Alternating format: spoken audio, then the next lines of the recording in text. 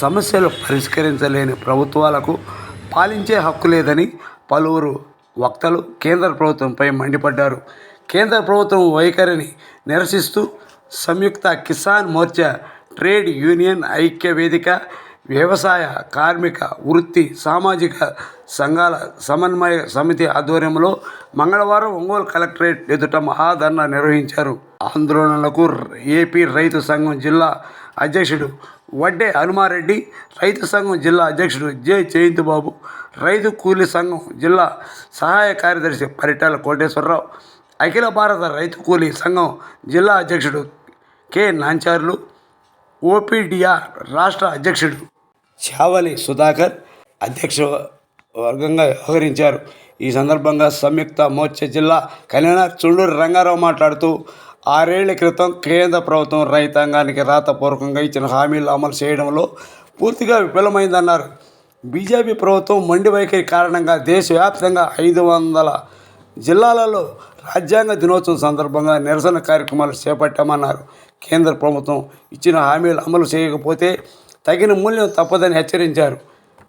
AP రైతు సంఘం ప్రధాన కార్యదర్శి కె వీరారెడ్డి మాట్లాడుతూ సరైన మద్దతు ధరలు లేకపోవడంతో రైతులు ఏటా 3 లక్షల కోట్ల మేర నష్టపోతున్నట్టు నివేదికలు వెల్లడిస్తున్నా కేంద్ర ప్రభుత్వం పట్టించుకోవడం లేదని మండిపడ్డారు. రైతులు, కార్మికులు, వ్యవసాయ కార్మికులు, కౌలు రైతులు, వివిధ సామాజిక వర్గాలకు సంబంధించినటువంటి అందరికి కూడా ముందుగా ఆంధ్రప్రదేశ్ రైతు సంఘం పక్షాన ధన్యవాదాలు తెలియజేస్తా ఉన్నాం. ఇప్పటిదాకా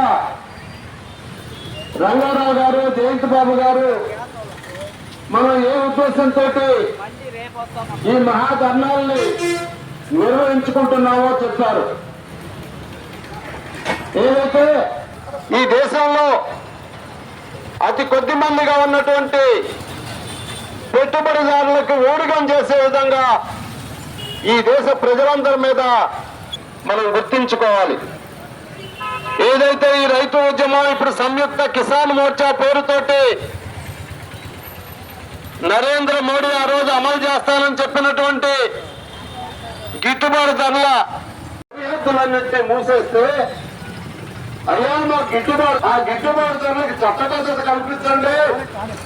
ఏదైతే మేము స్వాతంత్రాలు కార్మిక చట్టాలను మేము సంపాదిస్తే వాటిని అమలు చేయట్లేదు, వాటిని అమలు చేయండి అని కోరితే మన దేశ రైతాంగం మీద, కార్మికుల మీద, ఆదివాసీల మీద ఈ నరేంద్ర మోడీ ప్రభుత్వం టెర్రరిస్టులను అడ్డగించడానికి ఎలాంటి ప్రయత్నాలు అయితే చేశారో అలాంటి ప్రయత్నాలనే ఢిల్లీ సరిహద్దుల్లో మన రైతాంగం ఢిల్లీ కేంద్రానికి రాకుండా కందకాలు దువ్వి ఇనుప బారికేడ్లు అడ్డబెట్టి దేశ సరిహద్దులనేమో విచ్చలవిడిగా టెర్రరిస్టులకి, స్మగ్లర్లకి వదిలేసి ఈ దేశంలో ప్రజలు ఎదుర్కొన్నటువంటి సమస్యల్ని కేంద్ర ప్రభుత్వానికి తెలియజేయడానికి వస్తున్నటువంటి రైతు కార్మికుల్ని అడ్డగించడానికి బలప్రయోగం చేసి వాళ్ళ మీద తుపాకీ కాల్పులు జరిపింది.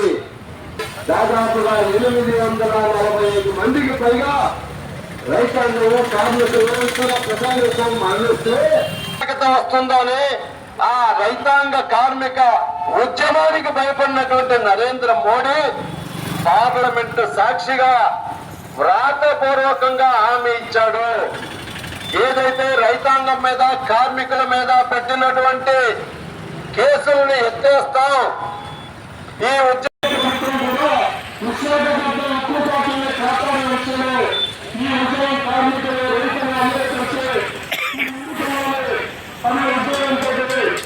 చేసుకోవడానికి కార్పొరేట్లకి మనందరినీ బలిపశువులాగా చేస్తూ ఉన్నదో ఈ రోజు మనం అర్థం చేసుకోవాల్సినటువంటి అవకాశం ఉన్నది. ఢిల్లీలో ప్రభుత్వం కొన్ని వాగ్దానాలు చేసింది. 750 మంది రైతాంగం బలిదానం చేసినటువంటి ఫలితంగా కనీస మద్దతు ధర పంటకి ఇస్తామని, స్వామినాథన్ కమిషన్ సిఫార్సులు అమలు చేస్తామని, కార్మిక చట్టాలని అమలు చేస్తామని, విద్యుత్ ఛార్జీల చట్టాన్ని రద్దు చేస్తామని, రుణమాఫీ ఒక దఫా చేస్తామని చెప్పి అనేకమైనటువంటి వాగ్దానాలను కేంద్ర ప్రభుత్వం చేసింది. మనకు లిఖితపూర్వకంగా రాసేయడం కూడా జరిగింది. కానీ ఆచరణలో చూసినట్లయితే ఇవి అమలు జరుపుకోగా తోటిదారిన మరలా అదే విధానాన్ని ఏదైతే భారతదేశ రైతాంగం, కార్మికులు, కర్షకులు, విద్యార్థులు, యువజనులు, మహిళలు వ్యతిరేకిస్తా ఉన్నారో 750 మంది ప్రాణత్యాగం చేసి ఉద్యమాన్ని కొనసాగించారో వాటికి విరుద్ధంగా మరలా ఈ రోజున అవే చట్టాలని దొడ్డిదారు తీసుకొచ్చేటువంటి పరిస్థితి కేంద్ర ప్రభుత్వం చేస్తా ఉన్నది. దానికి మన రాష్ట్రంలో ఉన్నటువంటి అధికార ప్రతిపక్షాలు సంపూర్ణంగా 100కి 100% ఎటువంటి ఒడుకు మెడుకు లేకుండా మద్దతు ఇస్తున్నటువంటి పరిస్థితిని మనం గత 6 సంవత్సరాలుగా చూస్తా ఉన్నాం. ఈ స్థితిలో మరలా మనందరం కూడా ఈ ప్రభుత్వం మనకి ఇచ్చినటువంటి వాగ్దానం చేయించుకోవడం కోసం 750 మంది బలిదానం చేస్తే ఇప్పుడు చేసినటువంటి వాగ్దానాన్ని, మనకి ఇచ్చినటువంటి వాగ్దానాల్ని అమలు నడిపించుకోవడం మరో ఉద్యమాన్ని ఈ రోజు భారతదేశంలో కొనసాగించాల్సినటువంటి పరిస్థితి మన ముందుకు వచ్చింది. అందువలనే ఈ రోజున దేశవ్యాప్తంగా అన్ని కలెక్టర్ కార్యాలయాల ఎదుట మనం ఈ ధర్నా కార్యక్రమాల్ని చేపడతా ఉన్నాం. ఈ సందర్భంగా ముందుగా ఈ ధర్నాను ఉద్దేశించి ఆంధ్రప్రదేశ్ రైతు సంఘం జిల్లా కార్యదర్శి వీరారెడ్డి గారిని మాట్లాడవలసిందిగా కోరుతున్నాం. అక్కడ ఉన్నటువంటి రైతాంగం తమ ఉత్పత్తులని మార్కెట్ కమిటీ కంటే ఇక్కడ మన రాష్ట్రంలో మార్కెట్ కమిటీలు అంటాం, ఉత్తర భారతదేశంలో మండీలు అంటారు.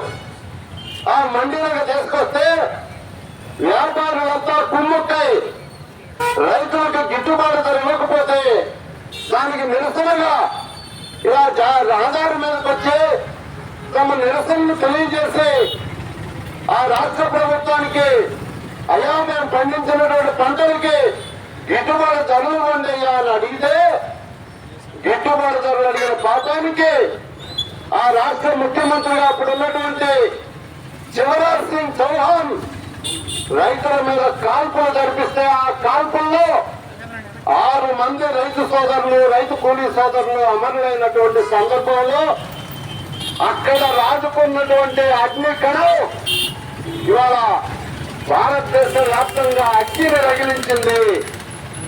ఆ రోజున దానికి ఎలాంటి ప్రచారం పత్రికలు కానీ టీవీలు కానీ ఇవ్వన.